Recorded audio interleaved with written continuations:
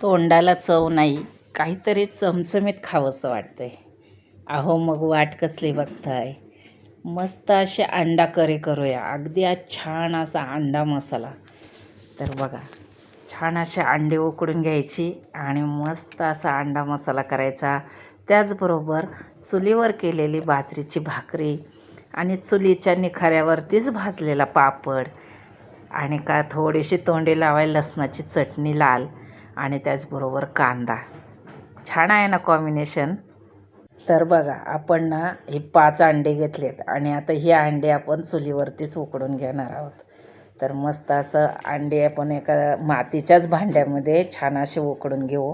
तोपर्यंत आपण काढणार आहोत वाटण. तर कांदा मी चुलीतच भाजला आहे आणि आपण घालणार आहोत थोडेसे फुटाणे, कारण आपल्याला करायचे गठ्ठ मस्त असं एकदम अंडा मसाला छान.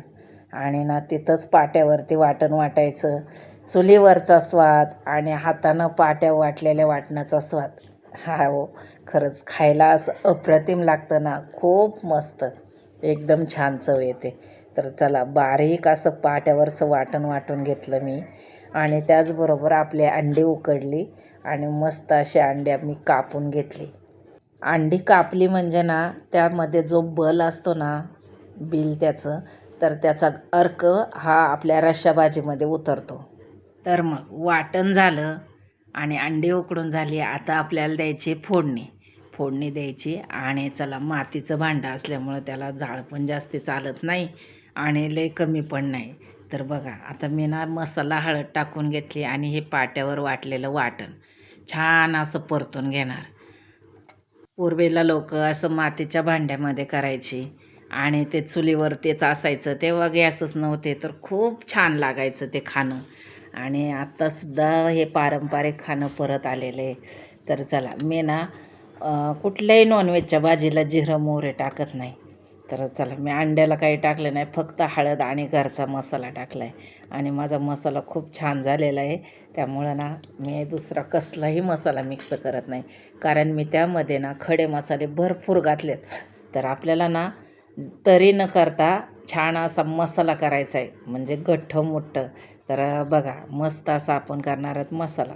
आपण पातळ भाजी केली ना तर त्याच्यावरती भरपूर अशी तरी येते, पण आपल्याला जर मसालाच करायचा असेल ना नुसता, तर मात्र तरी येत नाही. येते पण ते नंतर येते, कारण स्थिर झाल्याच्या नंतर. तर आता बघा, आपला मसाला, अंडा मसाला खूप छान शिजलेला आहे आणि मस्त असं वाटण आपण पाट्यावरती वाटल्यामुळं ना खरंच त्याचा वास, सुगंध खूप छान सुटला आहे.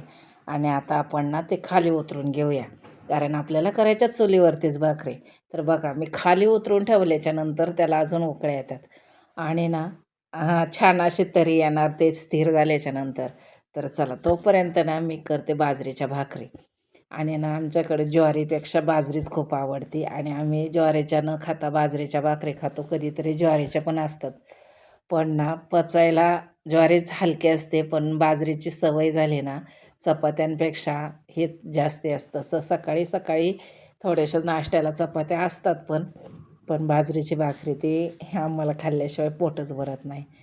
तर असं चुलीवरचं खाणं आणि ती बाजरीची भाकरी चुलीच्या अगदी निखाऱ्यावरती भाजलेली खूप मस्त लागते.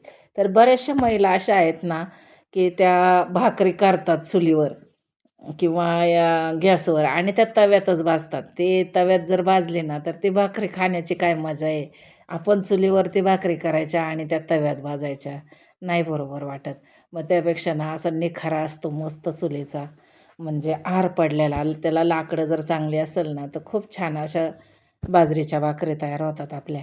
आणि मग त्याच त्या निखाऱ्यावरती भाजल्या ना खूप मस्त लागतात. अप्रतिम चव असते.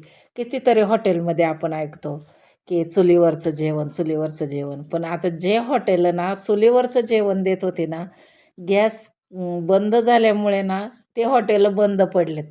मग खरंच ते चुलीवरचं देत होते का तुम्हाला? खरंच सांगा, अगदी इमानदारीने सांगा. आणि इथे मात्र ना स्वतःच्या हातानं बनवलं ना त्यात कुठलंच कॉम्प्रोमाइज नाही. पाट्यावरचं वाटण, चुलीवरती शिजलेलं आणि ते पण मातीच्या मटक्यामध्ये आणि चुलीलाच भाजलेली मस्त अशी खरपूस भाकरी. खूप छान लागतं. कधीतरी एकदा गावाकडे गेलं ना अशी चुलीवरची भाकरी अगदी आहारावरती भाजलेलीच खा. खूप छान लागते. तर चला मस्त असं वाढून घेण्याची. तर चला कोरोना काळात सुद्धा असं सगळीकडे लॉकडाऊन होतं. लोकं घरी गावाकडं जाऊन चुलीवरचं खात होते. चला त्या निमित्ताने का होईना गॅस जर मिळत नसेल ना, तर त्या निमित्तानं का होईना पण चुलीवरचं खायला मिळेल. जे लोकं करत नाही त्यांना. पण ना आमच्याकडं तसं नाही बरं का. आम्ही मात्र कायमच चुलीवर करतो. सकाळी नाही तर संध्याकाळी आणि आम्हाला ते आवडतं. चुलीवरच्या मुळात ना भाजी कुटलेली कुठेही शिजलेली असू द्या, गॅसवर शिजू द्या किंवा चुलीवर शिजू द्या, पण भाकरी मात्र चुलीच्या निखाऱ्यावर भाजलेलीच खूप आवडते आणि खूप छान लागते बरं का खायला. तर असं कडक पापड आला ना त्याला मग अजून मस्त लागते. अगदी म्हाताऱ्या माणसानं पण खावा आणि तरण्या पोरांनी पण खावा अशा भाकरी असतात. तर चला आता आपण ना मस्त असं ताट वाढून घेऊया. आणि कधीही जेवताना ना 2 भाज्या ह्या असाव्यात. एक पातळ भाजी आणि एक मिरची चटणी असू द्या, पण ती थोडीशी तरी बाजूला असली तरच छान लागते. तर चला आपल्याकडे आहे लसणाची चटणी आणि हा आपण केलेला आहे अंडा मसाला आणि मस्त असा चुलीच्याच निखाऱ्यावरती भाजलेला पापड आणि भाकरी तर आपण बाजरीच्या चुलीवरतीच केल्यात आणि त्याच्या जोडीला कांदा. कसं वाटतंय ना? तर चला व्हिडिओ आवडल्यास लाईक सबस्क्राईब करा आणि या तुम्ही पण आमच्याबरोबर जेवण करायला.